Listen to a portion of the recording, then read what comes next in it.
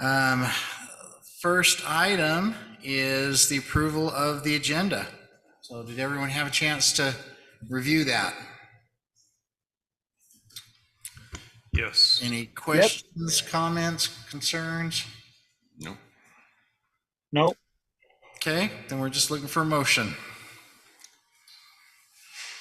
I'll go ahead and make a motion that we approve the agenda for our meeting today, October 3rd. I will go ahead and second that. Okay, Dick made the motion, Andy seconded. So Todd, do you want to start us? Spriggs, aye. Andy? Palmer, aye. Dick? Saunders, aye. And Dinsmore, aye. Okay, next item is the approval of the minutes. Again, everyone have a chance to look through those, and are there any questions, comments, or changes that need to be noted that you saw? I think we're good. No. Motion? I will go ahead and motion to approve the minutes of today, October 3rd. I'll second it. Actually, wasn't that the minutes from the The previous minutes meeting? from September 5th. September. Okay, let me restate that. I will go ahead and approve the minutes for our board meeting September 5th. There you go. Okay, Dick, do you want to start us on a vote? Saunders, aye. Todd? Spriggs, aye. Andy? Palmer, aye. And Dinsmore, aye. Okay, we are on to new business. Turn the time over to Rick. Item 3. Thank you. Tonight should be a pretty easy night, so see if I can get this to come up.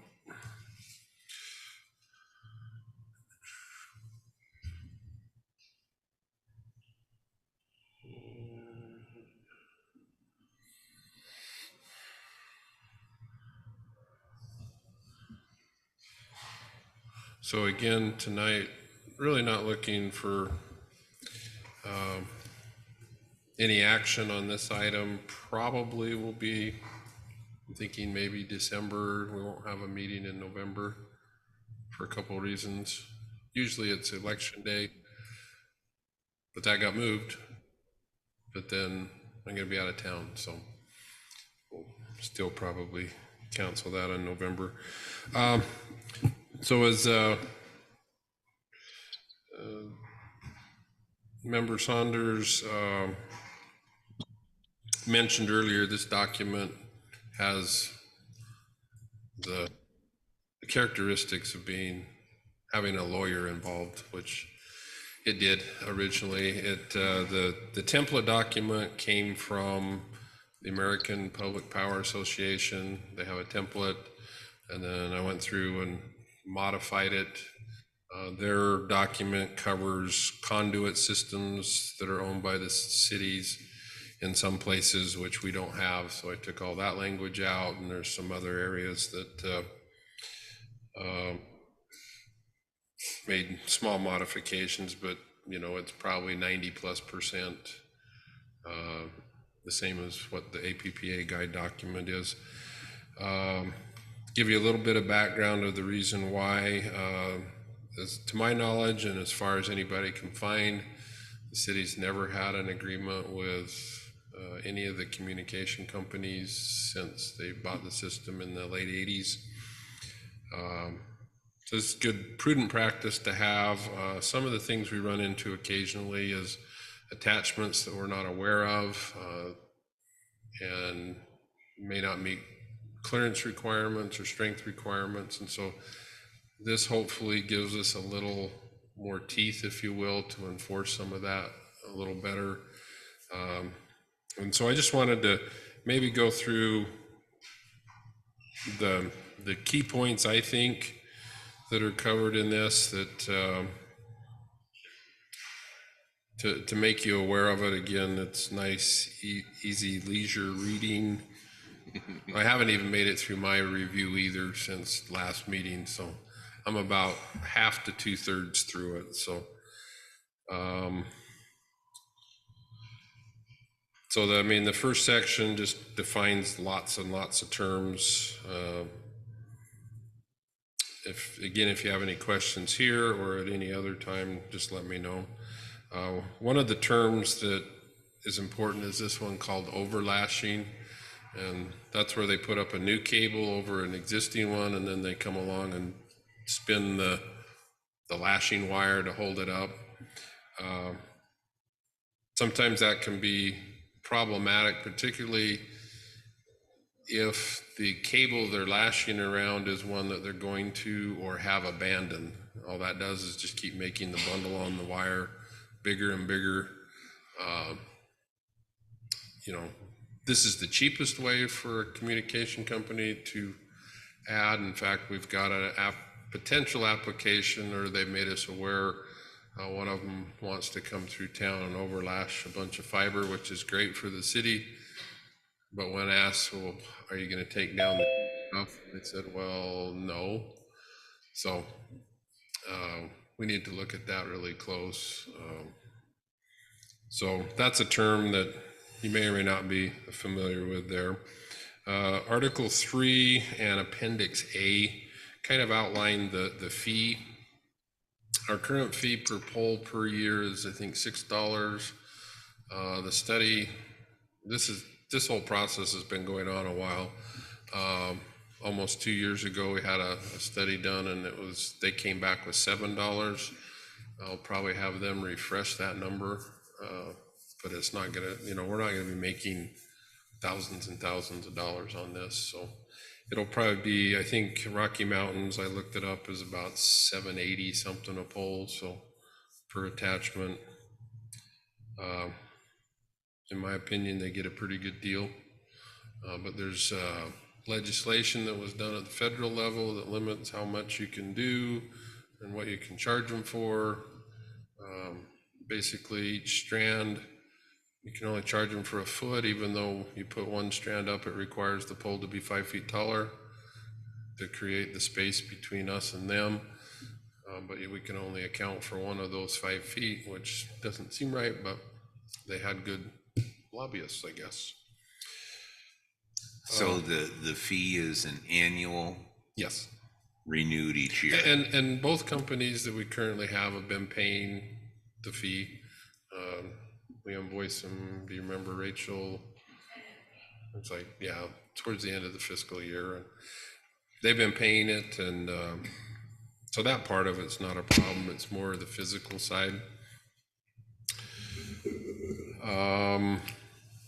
In section 4, one of the things is this tagging. Right now, all it is a bunch of black cable. Our guys are pretty good at knowing whose is whose, but this would require them to go along periodically and put tags on it, so we know for sure, have a contact number. If there's a problem, we can call that number and come out and look at this. Again, we only have the 2, so it's not a huge issue, but that's what that's in there for. Removal, of non-functional attachments. It's kind of what I talked about before, is if they're not using a line, it's in everybody's interest to get it down and off our poles. It looks a little better to get rid of them, and it also reduces the wind load, weight load, and those kind of things. So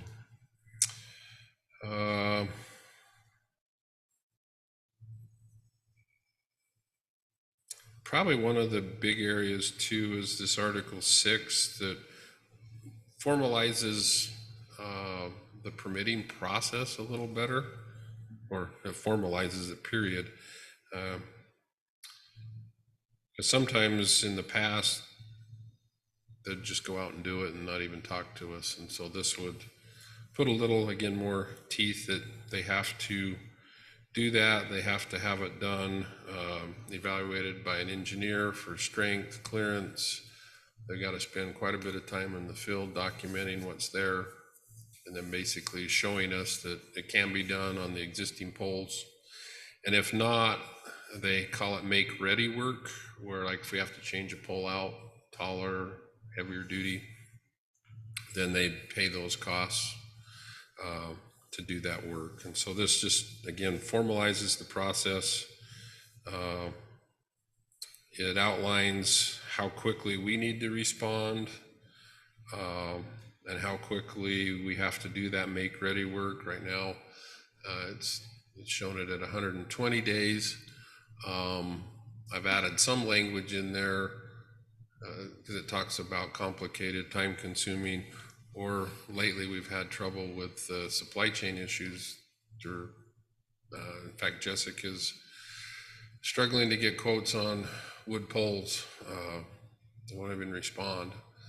And so depending on availability of material, I've added a little bit of language in here too beyond that. So that's part of what my current review is doing, is looking for those processes there. Let's see. If we go to 7, again, most of the time they kind of call it a shot clock that says how quickly we have to do things, how quickly we have to review the permit, how quickly we have to do the make-ready work. On the flip side, it also outlines, I guess it's in section 8, of how quickly they have to get their lines transferred to new poles when we put them up. I think I know Todd's experienced it firsthand for quite a while at his house, but it's an ongoing problem that Rachel and Wayne kind of bird dog on an ongoing basis, but it identifies that as a fairly quick turnaround. So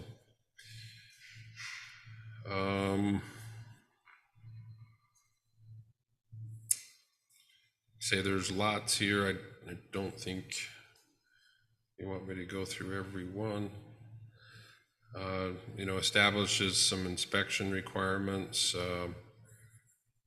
that we have the right to inspect it, and if it's wrong, then, or have any problems, they get to correct it. There's a provision to, if they put up an unauthorized line or piece of equipment, there's a penalty fee involved. Haven't set what those all are right now, but it gives us that provision there. Then identifies insurance requirements and liability. This is where the lawyers really like that, all that kind of stuff.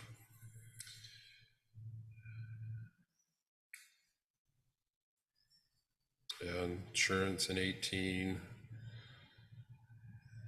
And Thad and Jeremy are in the process of reviewing the document as well.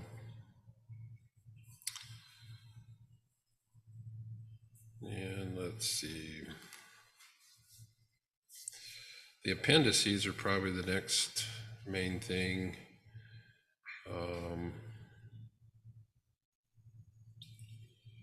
Almost there. So this will have a fee schedule that'll identify the attachment per year,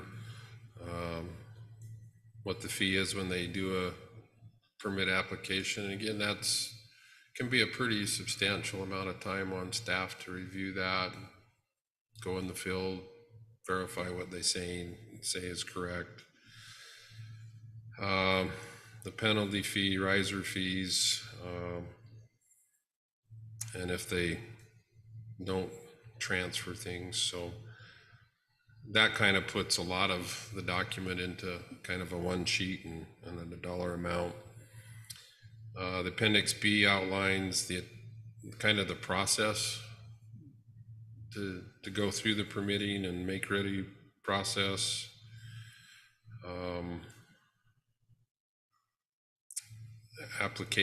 Typical application document, at least gives them something to start from. Appendix D is probably one of the bigger ones. This outlines what they have to meet as far as structurally, and a lot of this came from the D2 and D3 parts, came from the small cell documents that we did, I want to say 3 years ago, something like that. It might even be 4 years ago. So taking that document that's currently been adopted by the Power Board and City Council and incorporated it into this one. And it outlines, you know, what they have to put in their own down guys, and they again have to have a licensed engineer do the evaluation. So the small cell gets in here too. We haven't had a request. We put this in, like I say, 3 or 4 years ago, because that was a hot topic, but nobody's approached us since. So, but I think we need to have it in there. Let's see, I think that's the main thing. And then there's lots of typical drawings. Not to say that we wouldn't consider or look at other options. Again, this is from the small cell stuff that we've previously approved.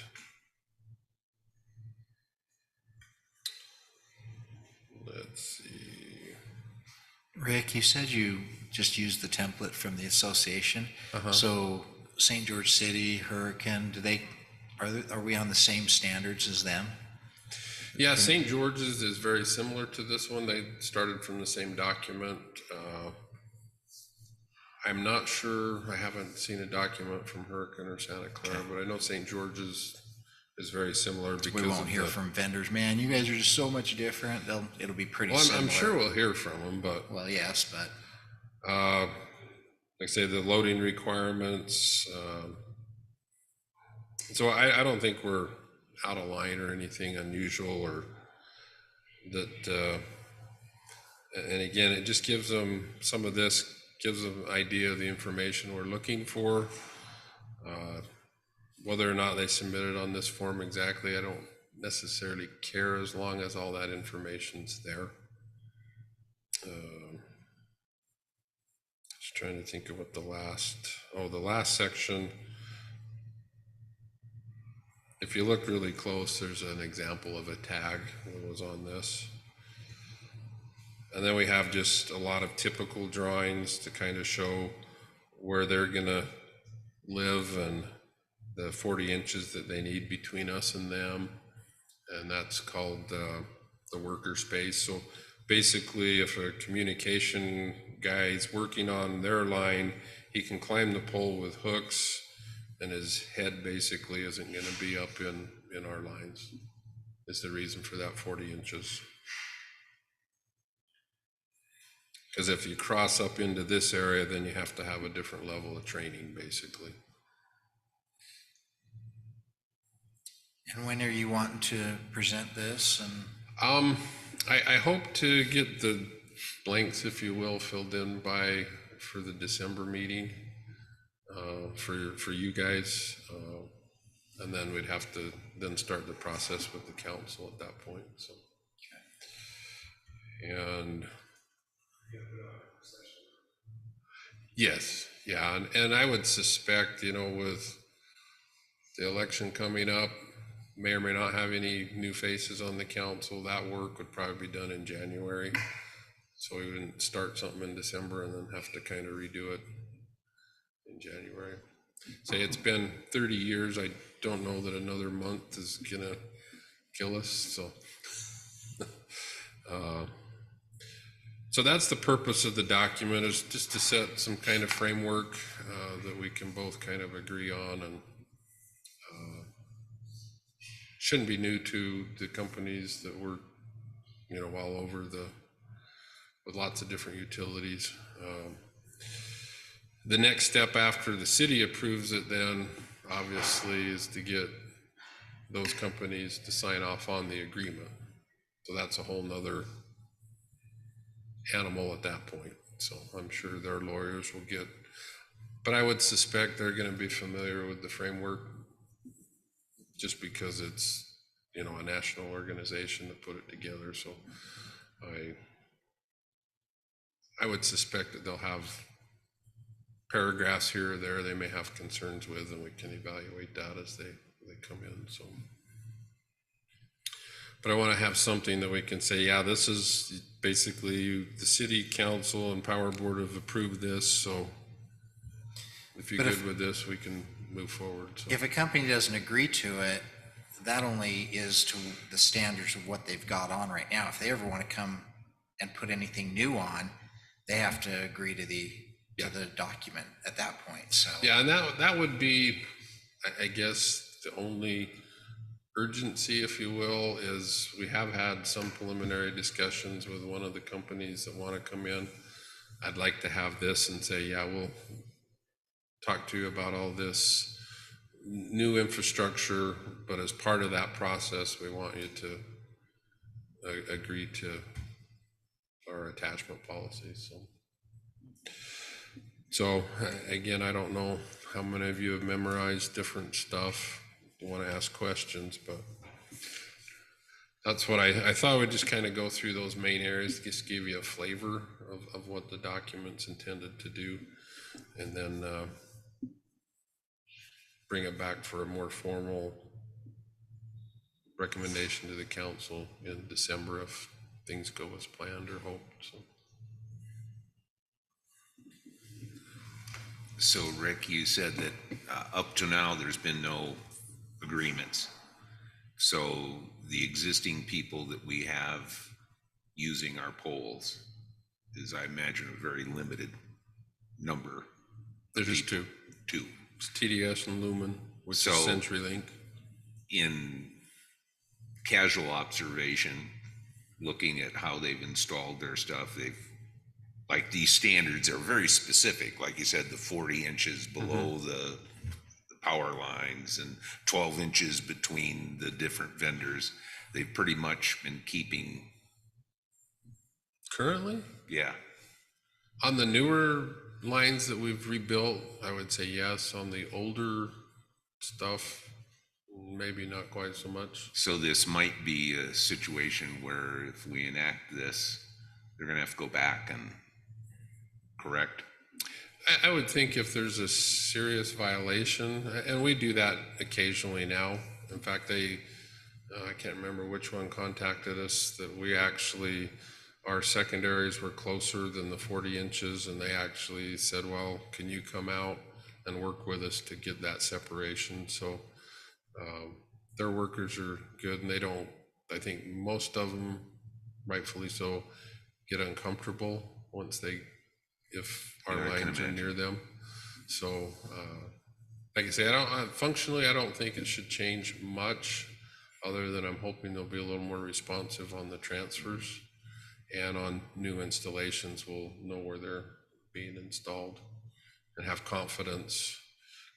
Because to be quite honest, if most of the old lines in town were installed on 40-foot poles, you can maybe squeak in one communication line on a 40. Most everything that we've put up lately have been 45s, just to give that buffer, and then gets our lines out of the trees a little bit, at least for a couple more years, I guess, until they grow in it. So functionally, I don't think it'll change a lot, but it does give us, I think, some opportunities to enforce things if we have to. Plus, it would seem, I mean, just briefly, me reading through the document, it seems like we've got the legalese in there in case something bad was to happen.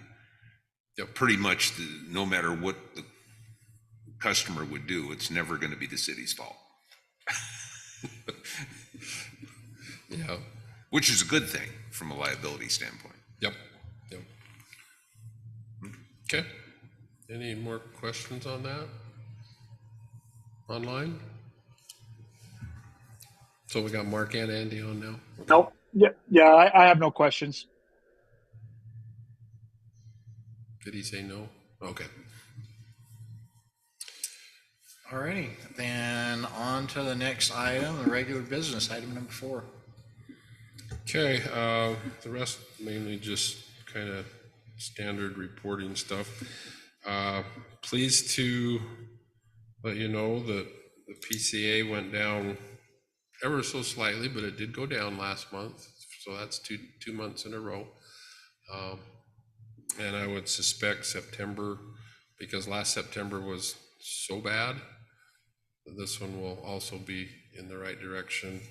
October, we didn't do too bad last year, so that one, we'll have to see how that one pans out. But September was a really high month, and so when that drops off, I think this September will be in better shape than we were.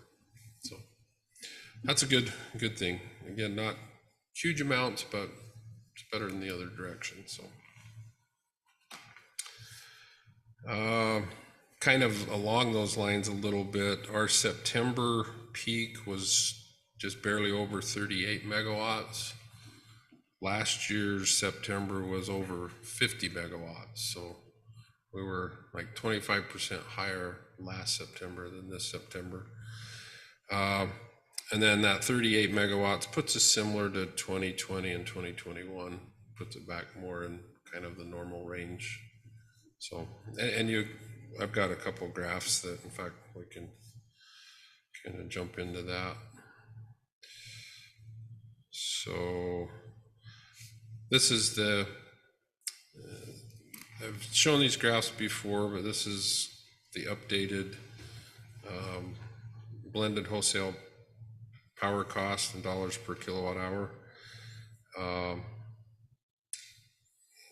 Again, the magenta is the current year, 2023, and it's definitely not as good as these historical years, but it hasn't been as crazy as last year.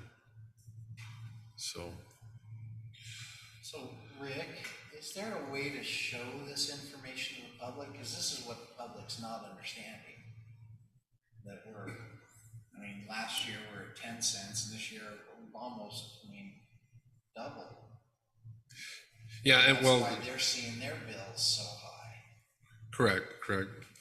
No, there's nothing here, I guess, proprietary or, this is all public information, so.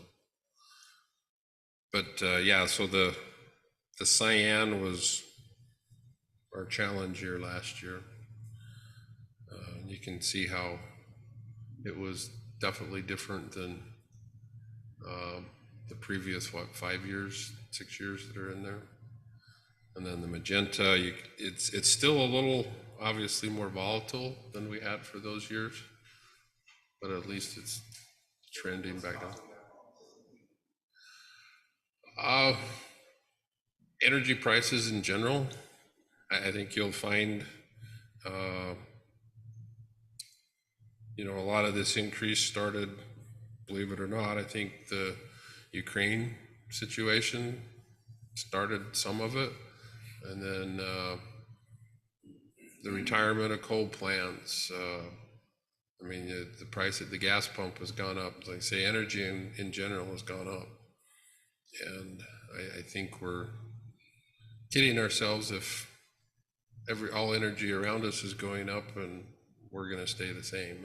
It's just not going to happen. So, but that's the main reason. Some of these in here, last year, I don't know if you recall, the Payson plant, which is one of our larger resources, did their maintenance outage in October, found some significant problems. It didn't come back online till January. So at that point, then we were more exposed to the market. We're planning on that resource being there. And then the market went crazy on top of it.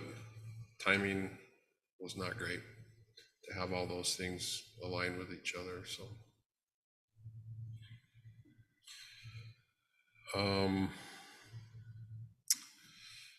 this one was the PCA.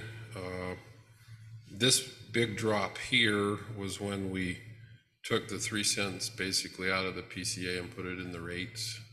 So that drop was because of that change, but you can see after that it went up slightly, and here's 1 month, and this last month it's went down slightly. So, and like I say, I expect September to go down. October could be fairly level to whatever that goes to in September. So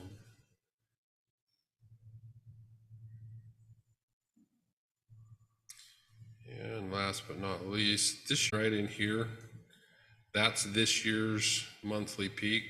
And you can see for a lot of the months, we were under historical. And then, but we did set a new all-time peak in July.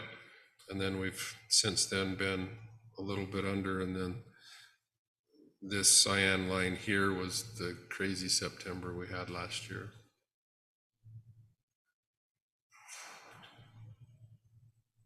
And again, we're highly, highly dependent on temperature. You know, the first week or two in September last year, we were nearly 110. That makes a huge difference in our load.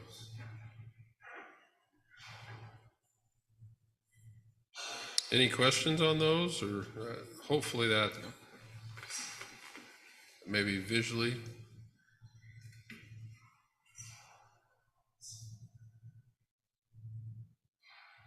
Yeah, you may want to reduce it to 5 years of history instead of, That's the engineer in me, like, more data is better, right? yeah. Yeah, well, you put enough lines on there, it turns into Some of these spaghetti. guys have been up to, well, you all were, had met Kelton at the UAMPS meetings. Oh, sorry. Which one did you want?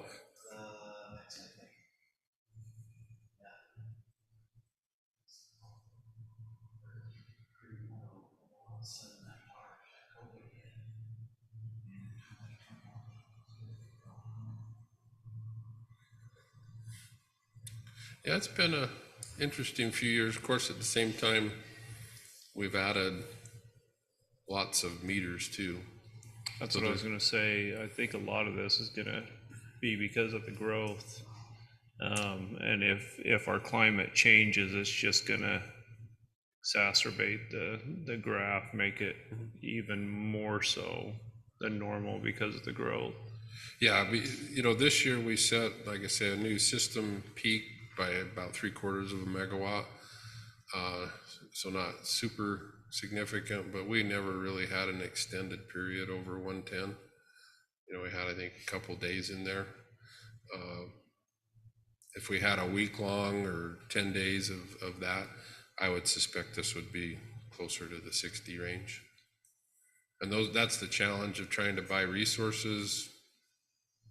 So if you try to outguess that and you buy too much and it turns out like this, then you bought too much. But if you don't, then, so that's where, to a certain extent, because of our load shape is pretty spiky over the summer, you know, we do have to rely on the market to some degree, because otherwise you're going to buy it for the rest of the year that you don't need it. And so that's a big challenge to figure out how to do that. And that's where our generators help, because we can kind of shape those. You know, they primarily run June to September. That's one way we can mitigate that. Then we'll have the steel solar coming on next summer, and its pattern closer aligns with ours. I mean, I wish I could shift it 4 hours. You know, come in a little bit later and stay on longer, but it'll help. It'll help. So.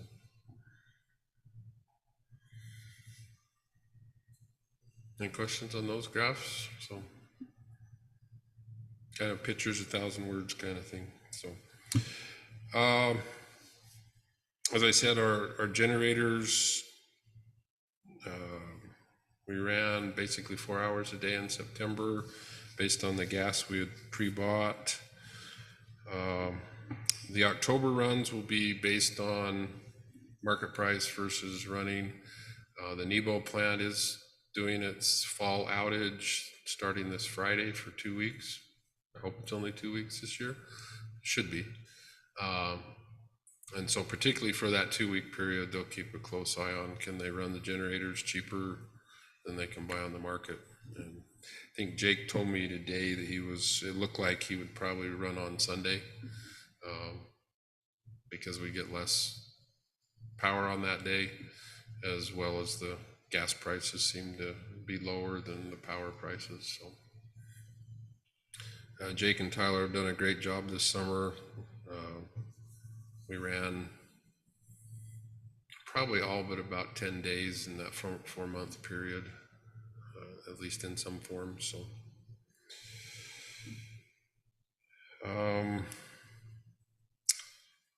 on project side of things, we did, I think I reported last month, we did get the RFPs.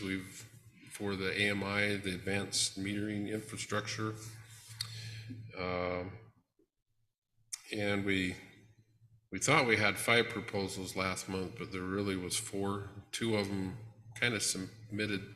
It's weird how they submitted it. They were really Same a company. team, and we thought they were separate. So we had 4 RFPs once we dug through.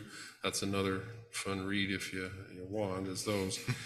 But we're going to bring all 4 of those companies in on October 25th and 26th, 2 each day. So it'll be a couple long days, but I think it's a really important decision to take the time and get it right. So if you are interested, I know Dick's expressed interest, they'll be at 9 o'clock and 1:30 on both of those days. And we'll give them probably an hour and a half to make presentation, and that'll leave us about an hour or so to ask questions and that kind of stuff. So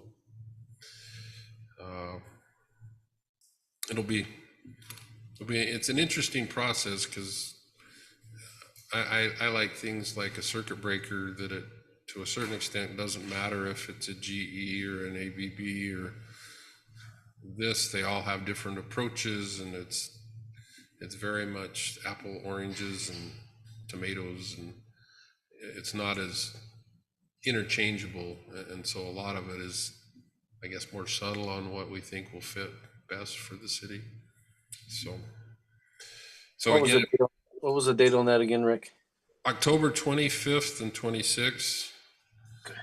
And if you're able to make some, or it doesn't mean you have to do it all. We're going to do it there at our office there in the Gen plant upstairs. So Okay, thank you.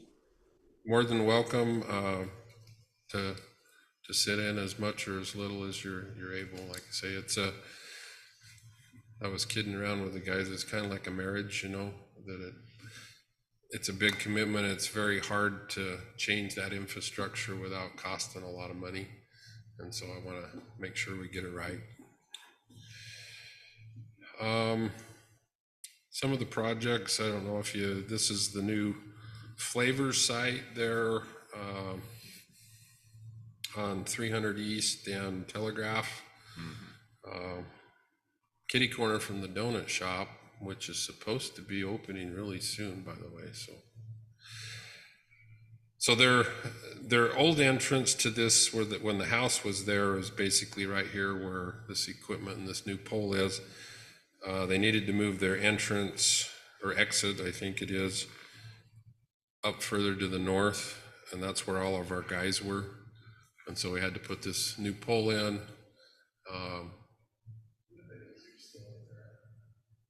Pardon? But we got to support this line that goes up to the north. And so you'd have to underground it further north. You got to support that tension. So, yeah, so that's actually was by far the cheapest way. We actually looked at going up a span, and it gets pretty pricey when they do the underground. So, and then it's just a different view of the crew working there. So turned out good. And then this riser here is also will serve the Flavors, as well as give us a route to tie in on that north side of the street that we haven't had before.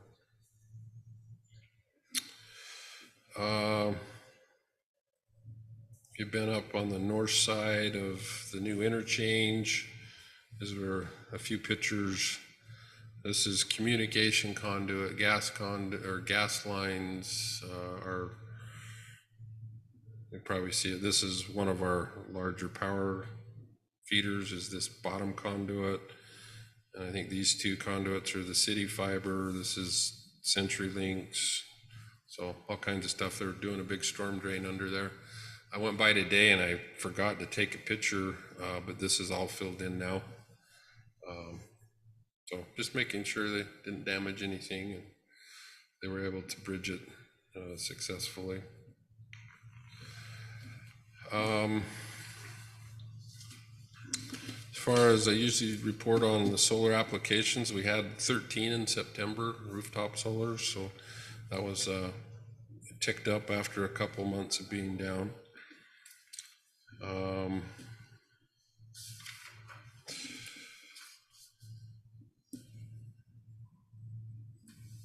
They've been doing quite a few, if you will, smaller projects.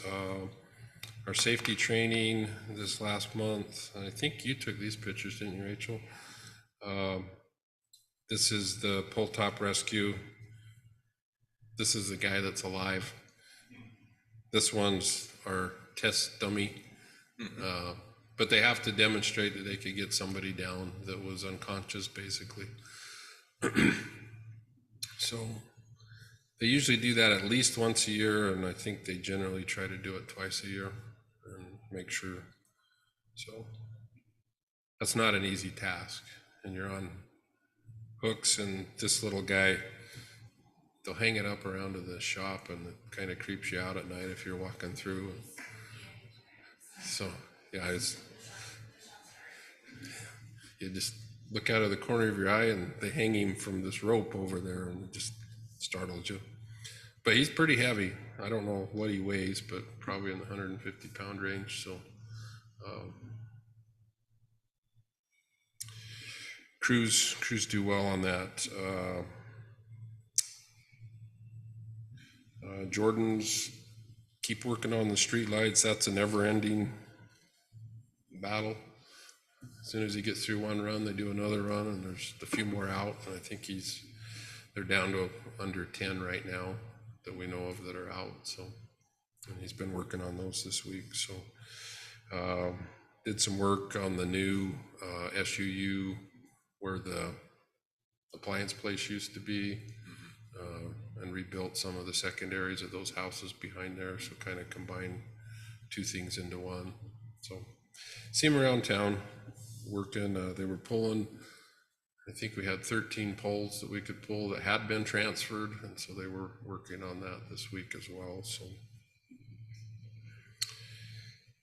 any questions on general stuff for? Are we having to replace Mike, or Well, where are we on the if process? if the rumors are true, nobody said anything official to me. Oh, okay. Never mind then. I thought it was official. Never mind. Scratch Well, that. I think it is, but it isn't. But yes, we will.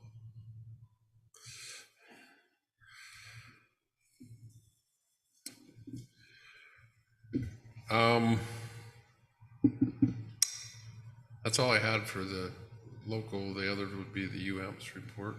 Anybody Any other with any questions or? Okay, if not, we'll move on to the UAMP side of things. Our next meeting in October will be the 17th, 21st. It's our annual board retreat. We'll be talking about the pool project with bringing on some of the solar projects, the coal projects having some issues getting coal. It's affecting how the pool's accounting, I guess not the accounting. They're looking at a more equitable way to distribute the costs.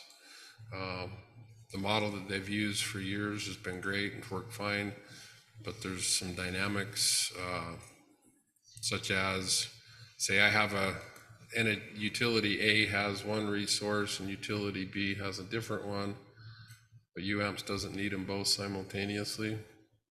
So how do you fairly distribute those costs between the two projects?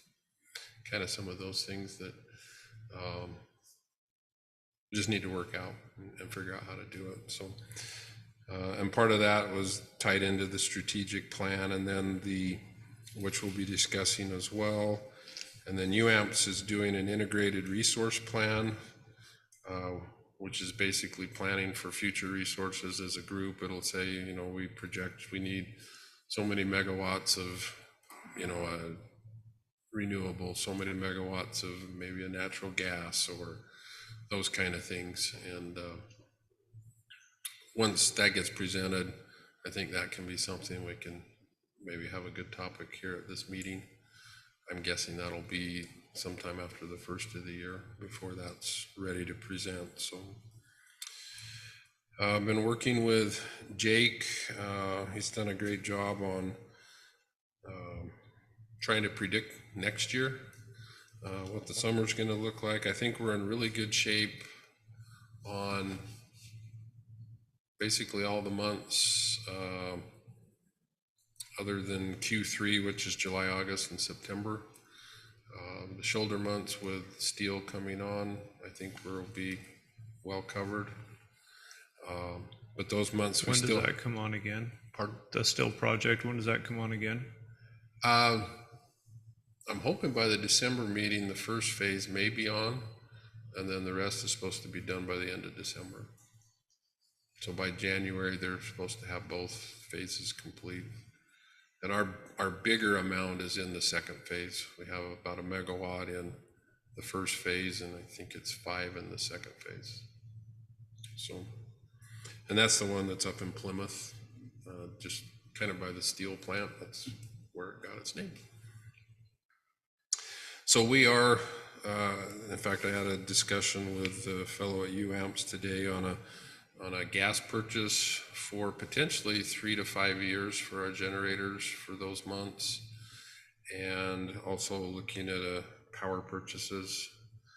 Again, what that would do is it would give us more of a defined amount that we can plan on.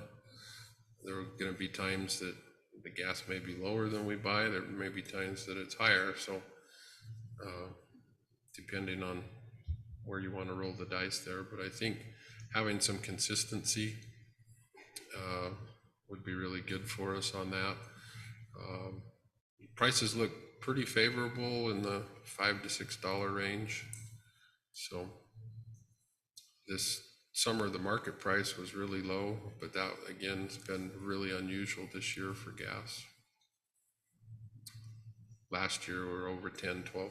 So again, it's very difficult to outguess what all those moving pieces are. So we're working with UAMPS to secure some of those pieces. And again, during those hot, from probably about 4 o'clock to 8 o'clock, we're still going to be on the market for some of that. So our area for the Central St. George project, the area where all 7 utilities come together twice a year, that meeting is this Thursday afternoon. And they'll presenting, Rocky Mountain will present their post-peak report, so that'll probably be on the agenda in December. I don't think, because our load didn't change dramatically, I don't think the overall system changed dramatically either this last summer. Rocky Mountain is going to be upgrading some of the conductor on the line that feeds the substation out in Purgatory, starting I think it was the end of the month through into December. So that'll just give us a little more capacity starting around January, but it really doesn't come into play till the summer. We also approved at 2 UAMP substation sites at River, where we're primarily fed out of, and Skyline. Each of those substations have 2 transformers. Over the years, I don't think there's been really much improvement as far as capacity for about 18 years in those. At peak times, we'd have to be creative on keeping the loads if we lost one of those transformers. So we did a commissioned a study to look at how we can address those transformation needs going forward on that project. Like I said, the Nevo plant, with the gas purchases we've made, I think it started in, was it March or April? It's basically been running 24/7. In fact, they reported they had the longest continual run since the plant was built in 2005, 2006. So it was never offline from June to September. So that's a pretty good run for them. And then the outage is planned starting this Friday for 2 weeks. They do a maintenance in October and one in April. The Vail plant, the heat recovery plant in Vail, has been running well. The output's down a little because the gas compression's down, and they've been doing some fall maintenance on that this week, but no significant issues that I'm aware of. On the government and public affairs, of course, they've been monitoring our federal stuff that's been going on back there and trying to keep the government funded. So there's not a lot, I think, else getting done other than, I don't know what you call that's been going on back there, but guess they got a stopgap for, what was it, 45 days or something until mid-November, and then they do it all again. So we talked about steel. It should be on by the end of the year. Red Mesa's been running great. Of course, with the change of seasons, we're losing probably about an hour in the morning and an hour in the evening as things, its output will narrow up based on the sun. As far as potential projects, I'm hoping at this next board meeting in October, we'll have a term sheet which would outline costs and other parameters of a potential PPA for a geothermal project. So I'm looking forward to that. They've indicated positive so far, so we'll look at that. And they've been studying natural gas, and again, that ties in with the IRP that we talked about, of how much UAMPS needs as a group, and then figuring out what individuals need as well. And I'm expecting some results from that study within November, December timeframe.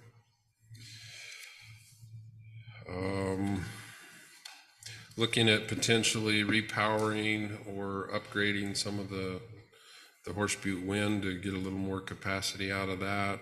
Again, there's a lot of moving pieces. They're finding out that getting new wind blades is difficult. They could be up to 2 years out now. So, but there is one part of the evaluation or upgrade that can be done with software with the existing ones. Not get a lot, maybe 5% or so, but every little bit counts. So that's most of the UAMPS projects, with the exception of the CFPP. I think we sent you with the minutes and the agenda 2 or 3 files. One of the areas of progress is this limited work authorization was accepted by the NRC, which I haven't been in that arena in my career before. But apparently that's the first time that's happened, that they've been willing to consider that. And again, I think Sean, which the ones that were up in Jackson were able to meet him and hear him talk. So he's doing a great job. Probably the main thing on the CFPP is, if you saw the talking bullet points,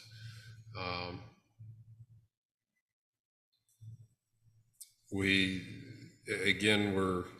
needing the 80% subscription and the $89 in 2022 for the ECT, the economic competitive test. And basically, both those conditions need to be met in order to move forward as planned. Rich Walge's made, I think, really good progress on improving subscription. However, as it says in this, so it's the 4th bullet point, some of the ones that are interested basically would like an insurance policy on any cost overruns.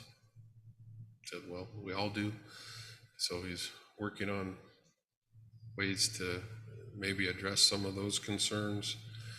The Class 2 estimate should be done by the end of this month with the economic competitive test in November. And so we'll have some pretty definitive information here in the next 2 to 3 months on those 2 main parameters. So UAMPS remains, committed, working with the DOE, new scale, floor, to bring both of those targets home. There's a lot of work. It's challenging on both. I know on meeting the cost, this second to last bullet point, just inflation in general, financing costs, and then even getting clear understanding of what the Inflation Reduction Act or the IRA, what benefits those are, could all really affect that cost of the output of the plant. So more to come on those. If things go well, we might have some form of the ECT run for the December meeting, but can't promise. So that's pretty much my report for this month. As far as outages and stuff, we've had it actually a pretty quiet month. We had, I think, 3 small individual transformer kind of things. So hopefully it keeps going. Hopefully you had some wood up there. I don't know if you saw, St. George had a car, was it Saturday night? Take out a 69 pole. Yep. Those are always, we've had those in the past, and they're no fun because the lines are like spaghetti, and there's a lot of tension on those lines, so it's quite a challenge to get those back in service safely. So you never know. I'd only been here like 3 months, and when the one Mustang went through the pole down on 100 East, and that was a long night. So, any questions? Appreciate everybody. Thank you. Okay, thank you. So we're not, Thanks, Rick. we're not looking at a November meeting. So Unless you December, want to do it without me and Rachel. Never. it'll be a real short one then, if that's the case. So we're looking December 5th is the next meeting. I'll mark that on calendars. And any other questions, comments, concerns? Thanks for your guys' service here. Okay, thank you, everyone. And just a motion to adjourn. I'll move to adjourn. I'll second.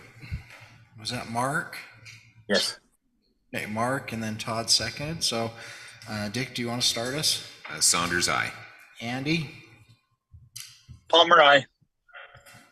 Todd? Briggs, aye. Mark? Hauser, aye. And Dinsmore, aye. Okay. Thank you, everybody. Awesome. Till the next time.